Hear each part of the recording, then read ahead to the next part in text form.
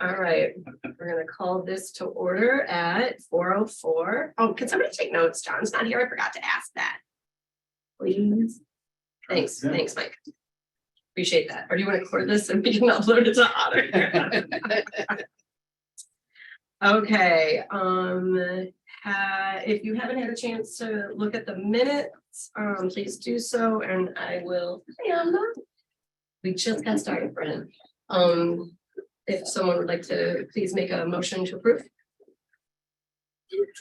Minutes. Thanks, Jeff T. Second.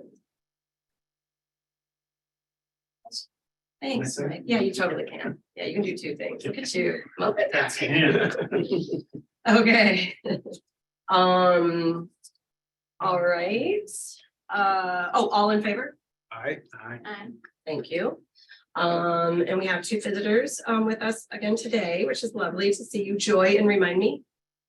Linda. Okay, I was gonna guess, venture a guess. That's what I was gonna guess. So thanks for being here. Would you like to share any comments with us today, or just here to observe? Since I came to the last meeting, I wrote to the Webster Kirkwood Times and suggested, I asked, would it be possible to have a column every week where people could write in with their views on sustainability? And I didn't get any answer, but maybe if other people did as well. Yeah. Because that would be, it's very important. Indeed. To put this topic ahead of, in front of people. Yes. And then, I don't know if anybody's heard of this group, it's called Negative Population Growth. Not heard of that. And they're into restraining the population. Because as, well, last Tuesday, 8 billion people. Yeah. And then in the 1920s was about 2 billion people. So in 100 years. Yeah. We've increased the population, which it's unsustainable. Yeah. And I'm not married, didn't have any children. I don't have to worry. But Interesting. I heard an interview about that population hitting 8 billion, and the question was put to this expert, like, how many people can the earth support? And yes, the expert said, well, as many as it needs to, if we treat it appropriately. So I thought that was interesting, an interesting lens to look through. Like, if we are able to treat the earth appropriately, then she could sustain us. I think a lot of scientists think it's about 2 or 3 billion. That the earth can comfortably support. It really looks pretty bleak. Yeah. Because we're all into consumption. And overconsumption, really. Well, hopefully you leave here a little lighter. I beg your pardon? Well, hopefully you can leave here a little lighter today. If I know things look bleak, but I think that what we want to do is try to bring hope to our community through all of the actions that we're doing. So It's absolutely necessary. well, thank you for being here. Yeah. When my daughter was coming, she's a Glendale resident, and she asked me to put it out there that perhaps there could be organic farming on all of the empty lands in Webster. That would be really cool. Yeah. I guess that's up to the landowners. We'll see if that becomes a big She's talking push. about empty lots, if there are any empty lots, Mhm. to start programs like that. Mhm. To help the neighborhoods to get together and grow food. Cool idea. Indeed. Thanks for being here. Glad you're here for the ride. Anything else, emails or anything, Todd? Cool. Okay, we're gonna hop into old business because we do have quite a bit to get through. And it should be pretty easy to pop from one topic to the next. Our phase 1 for Forever Webster Groves resolution was approved. So that is a victory for us. Yeah. all the snaps, all the sparkles. And so thank you all for being a part of that, and really, we're kind of ready to move forward on a lot of these ideas. We've just kind of had waiting to go, and so I feel like that's where we are right now. So popping down to the greenhouse gas inventory that we wanted to do. John and I met with Renee Dull, who inventoried the city of St. Louis. And she was really incredibly helpful in helping us understand what the scope could be. I mean, they, of course, did everything down to wastewater. You know, so from buildings and residential and all the way the fleet, everything. So it can get really granular. So what I think we will do is kind of assess what it is we want measured, and I will probably be via email asking some of you to be a part of like just a subcommittee to like manage this, because I then remembered, do you mind, can I shut it? That we have a that relationship with Collinsville, and they used ghosts. They used the student from SIUE, and we've kicked that idea around quite a bit, hoping to find somebody more local. But I spoke with the professor at SIUE. Her name is Dr. Sharon Locke. Anything that, if I'm throwing names around, I can just email. Okay, all right. LOCKE. Anyway, she's fantastic, and really it depends on what courses are being offered and what students need. It could be an internship where we would pay, I think she said something like $2,500. Or depending on what course the student is taking, and if they needed to do this for a project, it could be free. So it just depends on what student might be interested and where they are in their journey. And she's going to send me some more information on that. I feel like, you know, are we looking at a consulting group of like tens of thousands of dollars, or a student that we can give some like real life experience to, some civic engagement, helping understand this process? I think that speaks to me. And being that Dr. Locke mentors this student throughout the entire process. So it's not just the student like typing in information. This person is being mentored. It worked out great for Collinsville. I think that will probably be the way that's the way I want to go. But we will have this discussion. I'm going to gather more information. We'll get the subcommittee together, whoever wants to be a part of that. And then we can move forward on getting that benchmarked, because it's super important that we capture where we are right now as we, you know, explore solar and all the other great things that we're going to do. Any questions there before I skip to the next item? Okay. I went to the Green Cities Challenge report out session, and it's such a great event of like just like share. It's long, it's 2.5 hours, but everybody gets to share what they're doing, and it's super inspiring and collaborative. And so you're exchanging information, and you know what other people are doing is just outstanding, especially the Metro East. My gosh, they have it going on. It's really awesome. Mandy LeBrier was there, who is the director of sustainability for the county. And what the reason that the Metro East has it going on is because Madison County pays for these municipalities to be a part of Green Cities Challenge. Sam Page being reelected, you know, is a good thing for Mandy. And so we were talking about, you know, is this a model that the, you know, St. Louis side might be able to adopt, and helping municipalities, you know, step into more sustainable practices and be engaged with Green Cities Challenge, et cetera. So that is really exciting for our region in general. But yeah, I'm trying to think what the other big takeaways from two things that I do know about the challenge, that there will be like a reception and awards handed out in January at Missouri Botanical Gardens.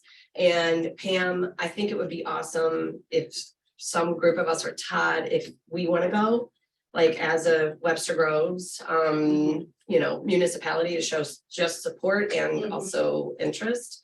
I think that would be really awesome. So we can talk about that. And I can send you those details.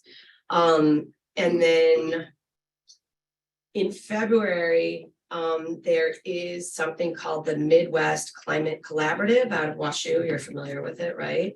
And it is a consortium of like anybody who's interested in moving the needle in the region. So it's a lot of Midwestern universities, WashU, of course, SLU, Loyola Chicago, and then cities are involved, corporations are involved. Do you know more about the collaborative or? Yeah, so WashU was a founding member Mhm. of it, and actually the director for the MCC sits in one of the offices in WashU. Mhm, Although she's not like technically serving WashU. right, Yeah, so there's cities, universities, and then also some like corporate entities that are partners on it. And so it serves like the 12 states that make up the Midwest. mhm, And so that conference, the summit, Mhm. Midwest Climate Summit is going to be in February. I think so. Mhm. Yeah, and it'll be in St. Louis. And municipalities are invited to participate, and so I think, maybe maybe via email or in our January meeting, we decide if any of us want to attend on Webster's behalf, if anybody from the city staff wants to or council, I think it will be really interesting. Just based on the little bits of the panelists that I've heard so far. I think it would be beneficial for us to be a part of this, for sure. Do we have to be a member of the collaborative in order to attend the summit? No. Okay. Yeah. Okay, all right. I also don't think that's a bad idea either for us to become. Yeah, I think that'd be cool. if the City of Webster. Yeah, yeah. So that is the Green Cities.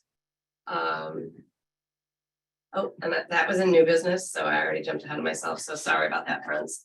We've already gotten one thing done in new business. So we will revisit that closer to the date. And I'll share out those dates and you all can look at your calendars to see if that's something that you might be interested in as well. Okay.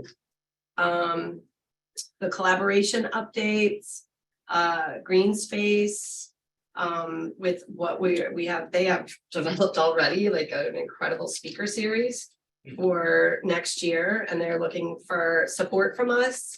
And they do so many things that are resident, outreach, and so they have like contacts and stuff. And they're like, if you can share this with your contacts, I was like, we hardly have like anybody to talk to. So I was like, but we can help support it in our own ways, in our own, capacity.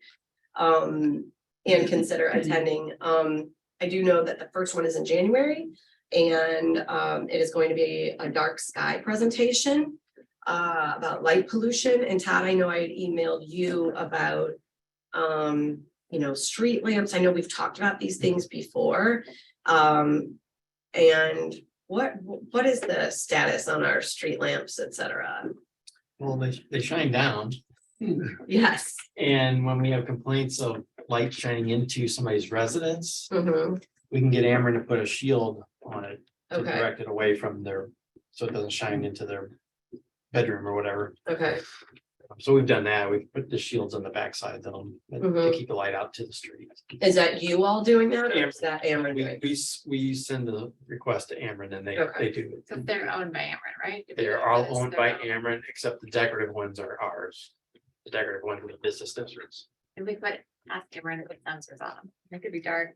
I wonder, it's like, somebody was telling me like, oh, so-and-so. Like, Ameren came, so-and-so asked, I don't know what municipality, and they just came out and they had remote control and they dimmed the light. And I was like, what? Are you talking about? I usually get people wanting extra streetlights Oh. installed, and I said, no. Yeah, You no. can't put, the streetlights are 300, 400 feet apart. I'm not gonna put another one in Plus, we already spend $260,000 a year on the streetlights Yeah, for the electricity. and how is that case, what is it, Baldwin? Who tried Yeah. to, Yeah. To buy the lights, yeah, I don't know. Then They they were in a had lawsuit. to appeal. Yeah, They lost and then they had to appeal, so I don't know that it's gotten I don't either. I haven't further. heard anything. I'll Google it. okay, thanks, Elizabeth. You're on the Out of case. curiosity, do we have any kind of is there any kind of regulation on like home lighting and people with like maybe bright There is, security yeah, lights, there how is. bright those I'm should sure the be? building, yeah, I'm There's sure a- the it's- codes, yeah. Foot candle Yeah. at your order. Right. So. Okay. So does any, like, I know that the people who are doing the dark sky. The woman who's a part of the Dark Sky Association, her name's Linda Green, she's part of the GSAC, and she is going to be doing the presentation, I think, in January. And she's gonna try to do like helpful hints for residents, but also, you know, what can the city do? So I'm hopeful that a couple of us can attend that meeting or that speaker series as well. These are all gonna be at the library and I will send some dates out to you all. I need to write my to-do list because if not, I will forget the things that I say.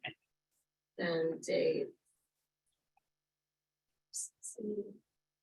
Okay, also, Pam, you have some information to share with us on where the stormwater No, I think it's, plan, or Todd? Well, it was done. 2002. 2002. Yeah. And it was done by CH2M Hill, yeah. Yeah. That was before me, because I didn't start here until 2014. But I used it, I have used it. And so it was mostly set up for smaller stormwater projects that MSD wouldn't handle, because only MSD does the bigger projects. Okay, And with that, I've tried to do some of the smaller projects and I've gotten residents are, oh yeah, this will be great. We need this because we flood all the time. Okay, I'm gonna move forward then. I get a contractor or a design consultant on hand. I spend $30,000 on design. We get to the point of we need easement signed. Oh, I'm not signing that. What do you mean you're not gonna sign that? You said you were for this project. Well, yeah, I'm for the project. Well, we can't build it without an easement. Well, that degrades from my property. I said, so flooding doesn't, but us putting a pipe through your property degrades from your property. Okay. So I've spent $30,000 for nothing, twice. 2 projects I've done that on. So I'm like, you know what? I'm not gonna do any more of them.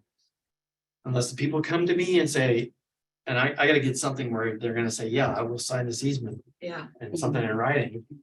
Can they Hold them find to the it. easement before we start the project? Because we don't know what the design is yet. So we don't know how big an easement we need. And then normally the easement is a 10-foot easement to dedicate it to MSD so that they can maintain the pipe in the future. The city doesn't want to maintain it and the resident doesn't want to maintain it. So yeah, 2 projects. And I've spent over $30,000 on both of them. So $60,000+ the city spent for nothing. So I'm like, from now on, I'm not gonna do any more of those. I'm only doing culvert projects okay, because that doesn't affect anybody. uh-huh, Although we do need to get an easement on the Elm one from one property, but I think it'll be an easy one to get. okay, Because it's in a wooded area of their property that they don't even do anything with, so it's like. well, with this conversation of stormwater, like, how do we better inform residents that they kind of have to partner with this city in order to Oh, no, they think. manage the They think we stormwater? can, they think we can do away with the flooding without having to degrade their property. I don't understand it. So how do? Help me untangle that, like. What is that? I know, I mean, I think it's a PR thing, obviously. Council and the FEMA and SEMA discussions and everything, I think, this is a good time to talk about this. Laura did mention this in our last council meeting that she found this, and so I think, an update would be Yeah. something that, It's from 2002, so it's yeah, it would be attractive to Mhm. council, you know, to learn how to do that. And, but I do think maybe if there were an outline of, to simplify the contents of this, like it says recommendations for city-owned property, recommendations for residential property, commercial property, and then maybe what the steps would be to get there. I think that would help simplify this, and then I think, you know, program could develop along, as long as we have Dr. Peoples, you know, backing as an effort. You know, again, this falls into that priority list Yeah, for Webster Groves. And, you know, now this is kind of at the top, I think, Yeah. naturally, but it would, if they could just kind of keep checking and measuring against where we are and where we want to go. And yeah. so, And with MSD putting it on the ballot in 24 too for their yes, funding. yeah. Yeah. Mhm. So the the Green Space met with council last Tuesday, I think it was. And presented like to council what they've been doing, and this was brought up, the stormwater management plan was brought up. And I mean, my perception was it was like really well received from council, and that they want us to move forward, the subcommittees to move forward on this sort of effort. So then, what are our next steps then, as far as what the subcommittee should be, when we should be meeting again, and what we should be focusing on? Either me or her. Pam. Okay. Yeah.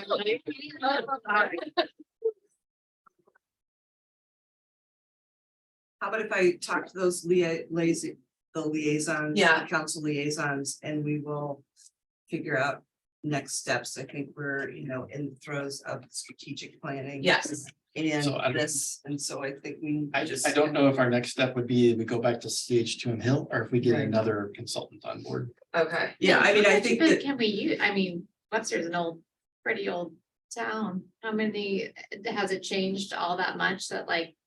This is well, I would obsolete, think, or I would think, I would think most of it would be useful, right? I think it would be useful, it's just the volume of water has changed, you know, there's probably more, Sure. More issues. more than affected, what's yeah. there. Yeah, so I think, how about if I do that, I will talk with mayor and okay, council member Shepherd, Hicks and Shepherd, and see okay, where we are about how we can prioritize this and kind of fold it Issue into the green other space. stuff. Yeah, Yeah. she's green space While we're and talking, Dr. Peoples. about flooding, can I just ask, what's the status on, are they gonna go ahead with the buyouts, or is that to be? We're still waiting for the FEMA response to come back. But we've, you know, moved those forward as far as there's 2 properties that are repetitive loss. And then there are 4 that were substantially damaged, and those are still in the running. And then the non-substantially damaged we're not gonna follow up with those. And with those buyouts, are they gonna, is there any talk about changing the ordinance to prevent like knockdown new construction from going in those places that are If they're bought out, they can't ever be built right, again. but the places around there? Like the buyouts can't, but the areas around there are still, they would be They're still- future buyouts essentially, like. There's a chance that they, and so if you have a $200,000 house that you knock down and put $1 million house on a lot that is in proximity or has a future flooding. Well, I mean, implication. they're in the floodplain, they are in the floodplain, and so they have some of those were built prior to the floodplain being declared there, so I think. There's a lot of things in There's place, restrictions. on their flood. Yeah. That prevent us from, so that we won't buy them out if they are, There's certain, you have to build to a certain elevation, so that's why you see that one house on Kirkham that's on stilts. yeah. And the 2 places next to it are in the floodplain and they have not been built upon, because you can't build on those. Right. They took those structures down, so it's kind of like, so those are already. you can't take those something takers are down and already in rebuild place. in the floodplain. You have to just take it down. But it's up to the property owners, essentially where the line is drawn with substantially versus the non-substantially. Yeah. Gotcha. That makes sense. Okay, so those are our next steps. Thank you for helping. Thank you for asking. Yeah, for sure. I just want to make sure that we're keeping this on track and moving. Because, 2024 sounds like it's far away, that, for MSD to be putting something on their ballot. I want to make sure that we are in a better position to understand what we're dealing with. Just important to keep going. Okay, that's green space, and then the traffic advisory commission, that subcommittee that we're going to be looking at the trail net plan.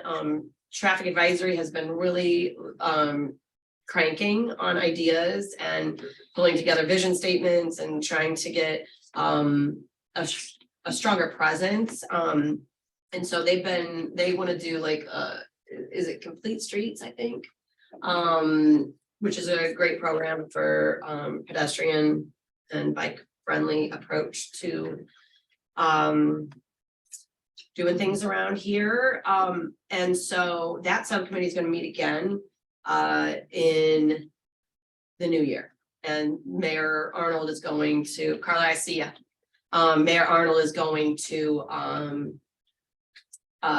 convene that group like she did with the green space folks. To make sure that we have proper leadership with our council liaisons, et cetera. Carla, hi. Hey, sorry I was late. I thought this might be an okay time to just share that on this topic of streets and cyclists. Webster University is having a showing of a film called The Street Project. And it's going to be on December 5th. I'll forward this to everybody at 7 p.m. with the panel discussion afterwards. And it's really about the struggle to make our streets safer for cyclists. So it's like a documentary film. So I will let you guys know, and maybe we can learn some stuff there. That sounds great.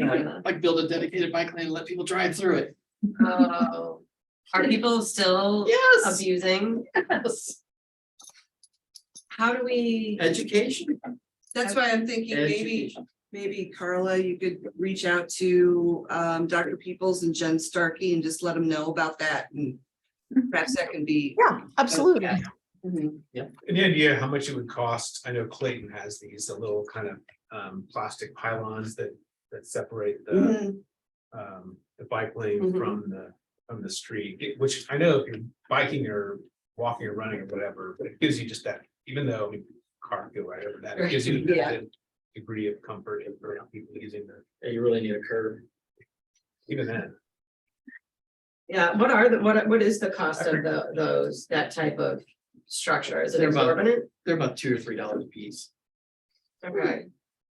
How long do they last though? Do people just run over them? It will run over. Yeah, they get ripped out all the time.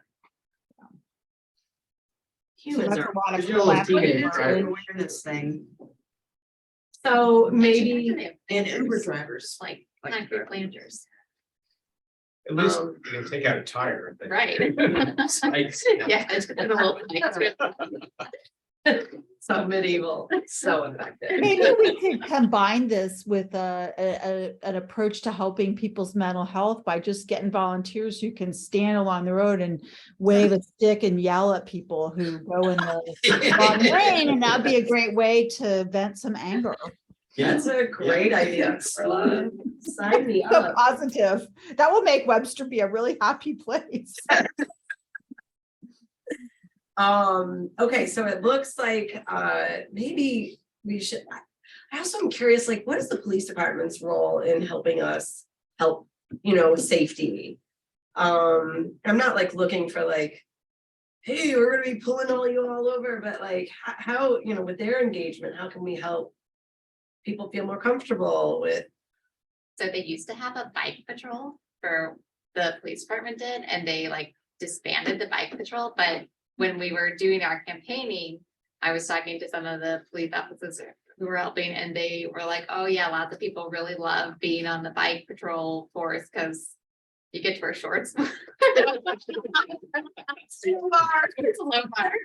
But So I always think that if the police were riding their bikes around more and using those like bike lanes and doing those kind of things, like. I'm not gonna run into a police officer on their bike, so maybe I'm gonna pay extra attention to also not run into other pedestrians. Yeah. Okay, as soon as that group reconvenes or convenes for the first time with the traffic folks, I think this is an important topic to.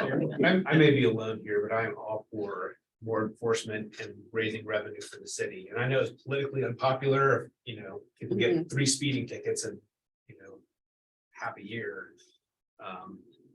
But Well, I mean, it's carrot and stick, right? That might be something that we have to consider in a conversation with the police department, because, I mean, people get seriously injured and die from being hit by vehicles while out on their bike or running. So, I mean, it is serious. It's something to consider. Is there an opportunity to work with the police department to have like officers not enforcing, but like engaging with people, like stationed at different areas where we're seeing problems? And just like educating people, like kind of like an interface. Yeah, I think that's such a great idea, and that presence really makes people Yeah. pause. Yeah. Like, for instance, if you've ever driven down Lockwood when Bristol is getting out, I'm sure Avery is the same exact way. Like, if there was a police officer there, for a couple of days in a row, people might, change their behaviors. I do wonder about things like that too, that psychology. Yeah, okay. Lots of things to consider then, as we get that group together, but, I like where this conversation is going, so let's keep all these ideas. Can you ever go to churches and ask the ministers to speak of it when they're giving their sermons? The Vikings. We have a lot of churches on Lockwood, don't we? I don't know, it's something that we can bring up with, the bike group. I go to Holy Redeemer, and it's just super rare that, our priests ever talk about anything other than, it could be an announcement, it could be in the bulletin, that sort of thing. They're not really going to the pulpit with, neighborhood things like that, but it could be something that other, denominations do. So, yeah.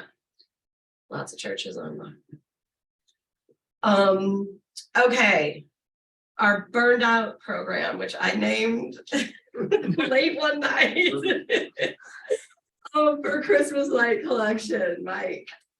So, we were talking Yeah. about maybe getting a second location. Yeah, we Thoughts? could do that. Mhm. Do you have any like location exactly that you want to put it? It would be out where our wood pile is. Free wood pile. Oh, fabulous. That's great. Can you put bulbs in or just strings of bulbs? Oh, Like I mean, visual look, Yeah. the bulbs coming. Because I don't think anybody would then. recycle their lights if they had to take each bulb out. So yeah, this is kind of a new thing for me. What do you Yeah. call it? So it's our Christmas light recycling program, but that is very wordy, so I just called it burned out. One night, I think that, we're gonna collect from, November 28th, I think it was. Yeah. To January 13th. Yeah. So Spectrum's on board. They said they can drop 2 pallet sized boxes. Where would you like it at the Recplex? You'd have to check with so Scott. on that. Scott, I'll email you this. Scott sent an email that outlined, like, they wanna do like a drop-off spot. Yeah, at that's the- right, he did At the right, beginning, at the entrance to the aquatic center. Yeah. So that way, staff doesn't have to spend Right. time carting the lights from the front door. So people Yeah. can just like pull up, open their trunk, put it in. Yep. He also has like a toter, like the curbside dumpster. He has one of those for people to put the lights in. And if that gets full, he said that he'll just have his staff then like put it in that big container from. Which I imagine that will get full, because based on what it looked like last year, the collections last year were. And yeah, Jen Starkey's ready to go. Yeah. I told her I would. She'll put together the signs and that. So I'll call the guy from Spectrum tomorrow, let him know the locations. and Yeah. get the info. Fantastic. Thanks, Mike, so Yeah. much. All right, moving on to new business. If there's not any questions, I'm gonna keep rolling. We have Okay, so the Midwest Climate Collaborative Summit, that information will come up to you all, share that with you. And then, our green dining district, Amna. Yes, I have some notes here. So I met with the Green Dining Alliance program manager, so it's part of Earth Day 365. And I talked to him about what steps we need to take to get a green dining district in Webster. And so one thing that came up was it is important for us to define boundaries. He said that it can be a little bit flexible, or at least he's open to being flexible about it. Cause I think we had talked about Old Webster and then also Old Orchard. And thinking about, is there a way to get, like, have it be one district? Should they have to be separate districts? I think there's some like tax, like they're different like taxing, Yeah. what is it called, like districts or whatever. So I don't know if that necessarily matters, but if we are going to request like some kind of funding thing from the city to help, you know, businesses with the costs of the certifications, it's probably going to be really important to define boundaries for the district. So we can talk about that if anyone has thoughts about it. But he said that we should get like a letter written up to send to all of the restaurants, Okay. cafes, essentially any kind of food service business can apply for certification. And then Ben said that he would be open to like doing an in-person meeting where he could kind of present about what the Green Dining Alliance is, why it's helpful, beneficial, all the perks of being like a certified business. Because Earth Day 365 does like help promote the businesses throughout the year. Like they buy ads in like the Sauce magazine and like, you know, those kinds of publications. So he did mention that he would really like a contact at Llewellyn's because their certification has expired. So we have a couple locations in Webster that are certified. Llewellyn's is one of them, tentatively ish. And yeah, so let's see. So I don't know if we already have like a list of all the business. I think we do have a directory, right? Like the Webster Groves, some kind of business directory, right? Yeah. So I think we could go through there and identify which businesses are going to be in the district that we define, and contact them. I think it's so something that Ben mentioned is that it's really hard to get in touch with a lot of these like restaurant owners. This was when I first started on the commission, we reached out to all the restaurants about this, and some were, you know, very eager to talk, like Olive and Oak, and others were just sort of like, yeah, just delay.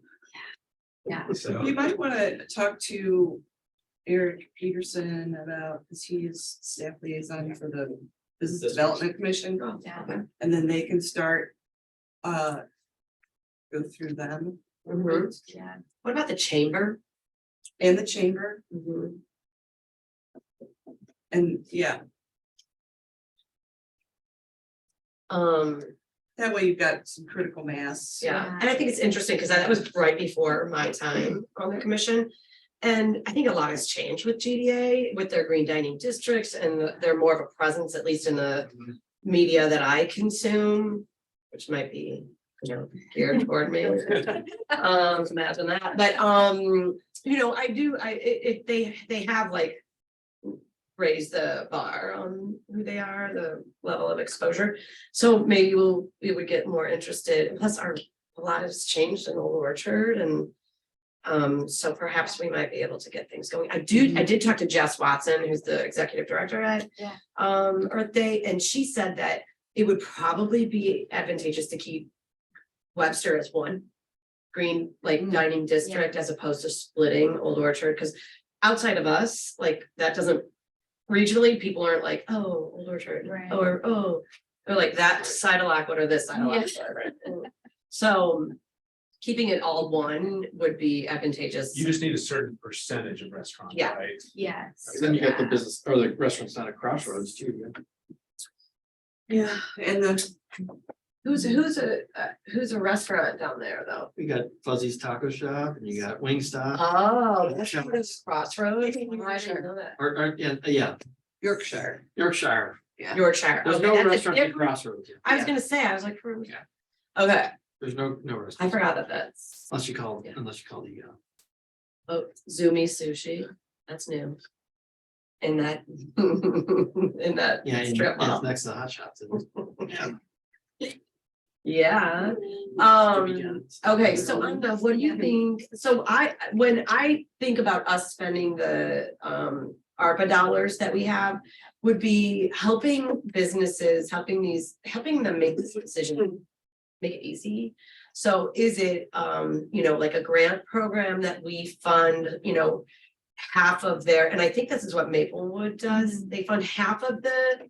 They fee? give, yeah, so they give $100 toward, I think they.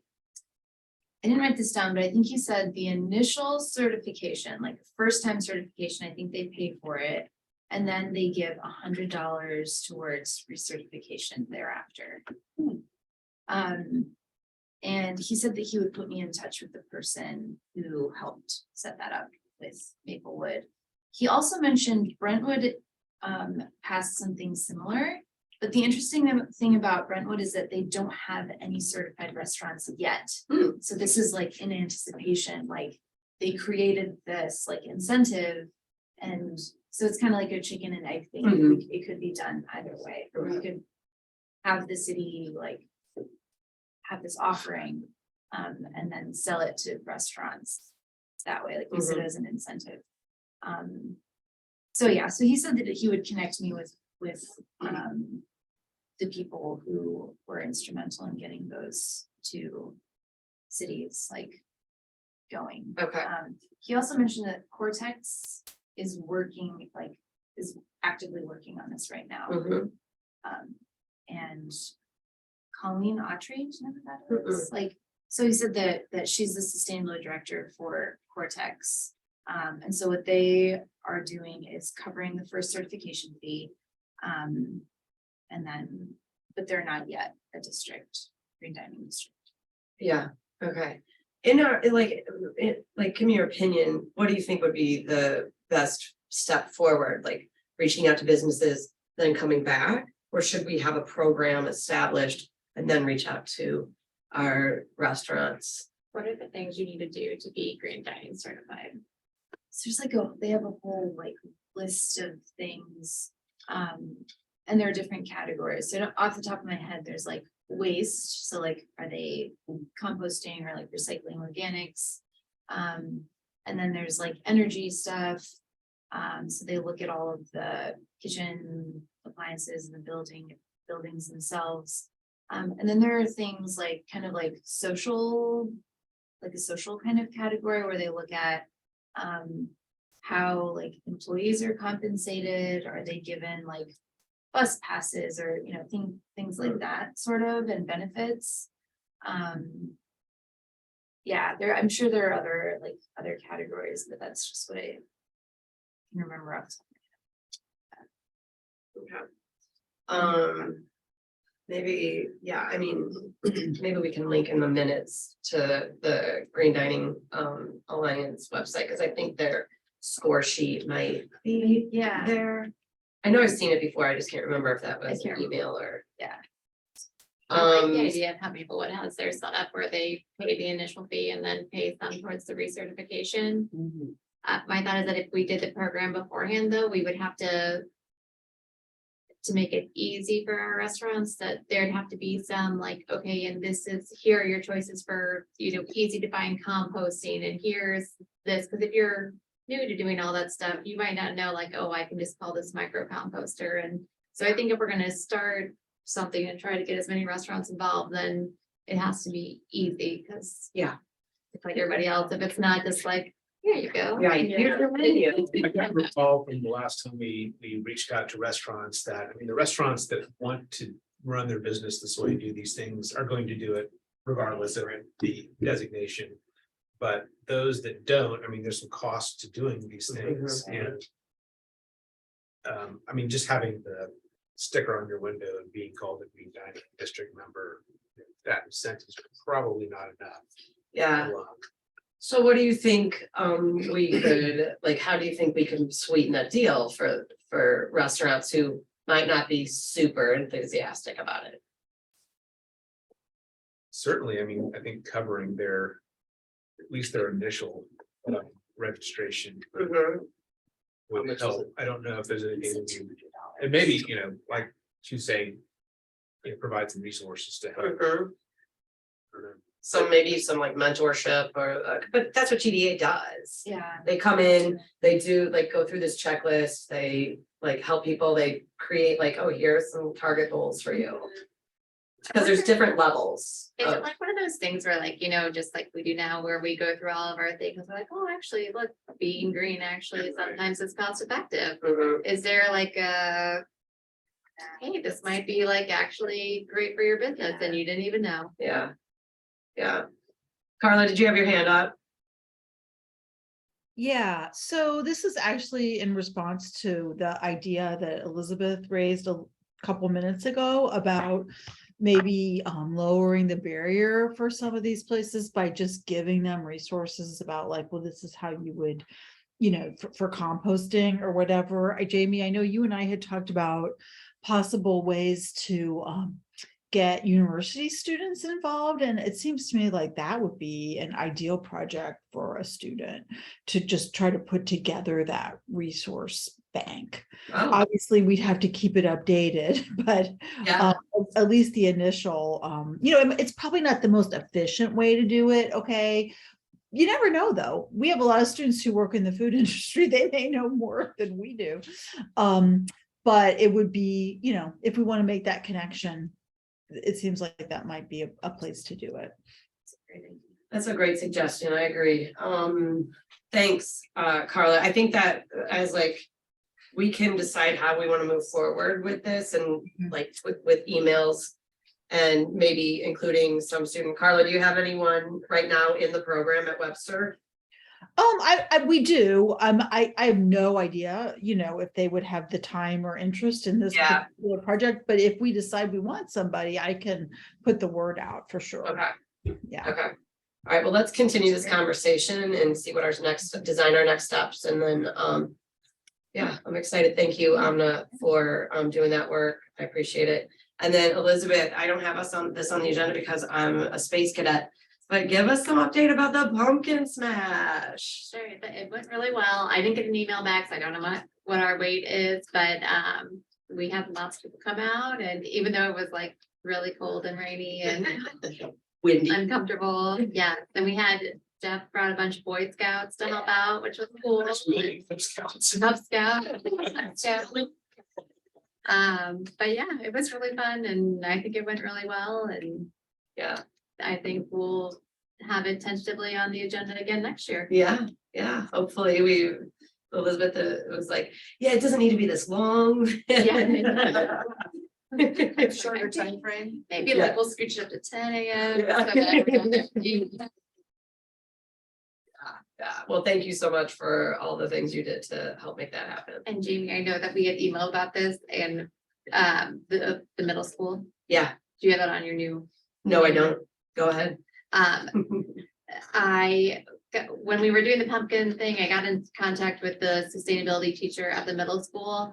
And he was hoping that people from our group would be interested in coming and talking to his class about what we do here and, you know, some of the ideas that we have and the things we're trying to sew together. And so I told him I would bring it up at one of our meetings and see if anyone has any thoughts, ideas, or interest.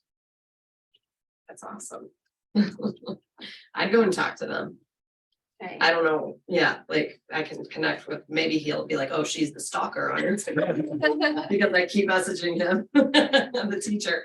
But yeah, I mean, just deciding like what they're talking about right now to make it relevant to them would be, Should we try, does anybody else have any interest? I mean, we could try to set a date. To be interested, perfect. I feel like. Carla, you guys- too?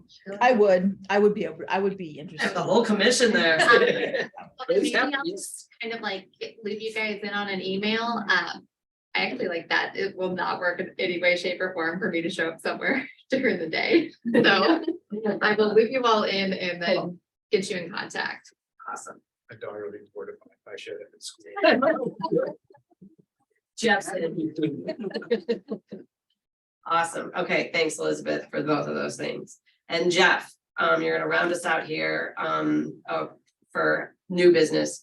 With the EV Ready, I want to talk about the EV Ready ordinance and what we need to do. I emailed it to you, and I looked over it again, the Richmond Heights language. I'm putting you on the spot, I realize. Sorry. I don't know, I mean, do we need to, who do we need to speak with or Yeah, about reinventing? I mean, I don't think we have to reinvent the wheel, but Yeah. I mean, obviously there's, you know. I agree. What the process is. Yeah. So yeah, what about that, Mara, Mara? Director of Planning. Okay, so we email her and say, this is something that we want to do, help us get this moving forward, because what our next steps would be, so it's Mara, and then she looks at it and says, oh yeah, we can work this. And they would take it to council and Okay. get it adopted. Okay, great.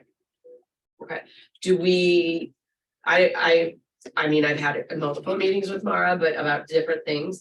So like, would that be like a sit down meeting with Mara, or do we just email her the language and? You could start And with then email, determine. you could start with email and Okay. see if she wants to meet. Yeah, I need to read through it again. I'm sorry, last week was a It's okay. crazy one, but you know, I was talking with an EV owner who lives in Webster about this and one question that they raised with me was, you know, for instance, if you, because this would apply to, at least I think the way I understand it, like the Richmond Heights applies to new construction. What if you like remodel a garage? Does that then trigger Yeah. a wire authority? That's, yeah. That kind of those type of. I mean, She would, She would know how to, she would know how to, what you would need to get people to trigger. Yeah. it. Right. And she could put that into there. Yeah. That'd be tough though, because you might have to upgrade your electrical system Right. to do So the that. whole It would be code, like a yeah. square footage, Yeah. yeah, Okay. square footage that triggers or something. Right. I mean, but based on where we're headed, it would make sense. Yes. As far as like electrifying the entire vehicle fleet. of Yeah, the the person I was country. talking to said they had built, redid the garage and had to repave their driveway and they laid conduit and the whole thing, because he said, if I had done that after the fact, it would have cost me a fortune. Oh, yeah. Okay. All right, so Jeff, do you think could you look at that language again? Yeah, I I'll mean, take a look. last week, because it was the election, right? No, I was out of town. Oh, okay. I was like, okay, can you look at that again, and then could you like pull an email together? from Yeah. Was it 2 weeks ago? Yeah. 3? 2. That would be awesome, and then, will you loop me in on that, and then, okay, all right, we can get that moving. Awesome, thank you very much. Okay, that's what we have for new business. Pam, do you have updates for us at all? Well, we did, strategic plan, we had a presentation of that on Tuesday night. And there is a survey out in the world, for everyone, and we put together our mission statement, our vision statement, and stated what our values were, and then defined the values. So Oh. there is a lot there for residents to read and respond to, and Where does that live? Is it on the website? it is on the website, and I'm not sure exactly where, but. Right on the front page. Yeah. It scrolls through. Yeah. right when- So. That's essentially where we are. We did a lot of work. It was over the course of 2 retreats and 2 or 3 planning committee meetings. And so I think we feel really good and really are ready for people to tell us what they think, and Awesome. sustainability is a value. Yeah. Thrilled to hear that. Yeah. uh, Yeah. Oh, the snaps. Okay, And that is essentially all we have. All I have. great. Yeah, thank you. Todd, any I submitted the application for the sustainability coordinator grant. Okay, nice. And I think it's like towards the end of December that they would have the Oh, decision made, so I think like the 28th or something. Oh, wow. Okay. All right. So hopefully I'll hear something. Yeah. Good news, man. Yeah, no doubt. And we can move forward next year. Cool. Well, thanks for doing all that. Okay, I think that's it, friends. We had. Our next meeting is set for Monday, December 19th. How excited is everybody about that? Is that feasible for all of you? I want to be very respectful. I think we're moving on a lot of important things, so I would like to continue this conversation. Carla, did you have your hand up? I was gonna say, I can do it, you know, for my schedule is such that December is pretty much just a nightmare. But, you know, it's an hour, like I Okay. can, you know what I mean? I can do it. Yeah. Okay, thanks. Thank you. Okay, then, Monday, December 19th. And then don't everybody hop up and leave after we adjourn. I want to ask one social question. Okay, can I get a motion to adjourn? So moved. Thanks, Jeff. Second. Jeff T, thank you. All right, that's it, friends. Don't cut Carla off yet. Okay, Stop thanks. recording. Thank you. I was yelling at you, Todd.